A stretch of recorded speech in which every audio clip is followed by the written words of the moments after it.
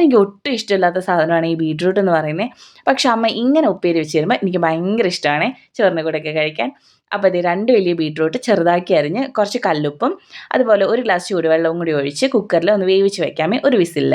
എന്നിട്ട് ഇതേ പാൻ വെച്ച് നമ്മൾ അതിലോട്ട് കുറച്ച് ഓയിൽ ഒഴിച്ച് കൊടുക്കാമേ. എന്നിട്ട് ഒരു ഉള്ളി ചെറുതാക്കി അരിഞ്ഞതും കൂടി ചേർത്ത് ഒന്ന് വഴറ്റിയതിന് ശേഷം 4-5 വെളുത്തുള്ളി ചതച്ചതും കൂടി ചേർത്ത് നന്നായിട്ടൊന്ന് വഴറ്റിയെടുക്കാമേ. ഇതിലോട്ട് നമ്മൾക്ക് ഒരു ചെറിയൊരു പിടി കറിവേപ്പിലയും കൂടി ചേർത്ത് നന്നായിട്ട് മിക്സ് ആക്കി എടുക്കാം. എന്നിട്ട് ഇതിലോട്ട് നമ്മൾ ചില്ലി ഫ്ലേക്സ് ഇല്ലേ, ചതമുളക്, കൊല്ലമുളക് എന്നൊക്കെ പറയുന്നത്, അതും കൂടി ചേർത്ത് 1 ടേബിൾ സ്പൂൺ ചേർത്തിട്ട് നന്നായിട്ട് മിക്സ് ആക്കി എടുക്കാമേ, ഒന്ന് മൊരിയിച്ചെടുക്കാം. എന്നിട്ട് അതിലോട്ട് 1/2 ടേബിൾ സ്പൂൺ മുളക് പൊടിയും കൂടി ചേർത്തിട്ടുണ്ട്. എന്നിട്ട് ഇതേ നമ്മൾ വേവിച്ച് വെച്ചേക്കുന്ന ബീട്രൂട്ടും കൂടി ചേർത്ത് നന്നായിട്ട് മിക്സ് ആക്കി എടുക്കാമേ. ഉപ്പ് കുറവുണ്ടെങ്കിൽ ഇപ്പം ആഡ് ചെയ്യാമേ.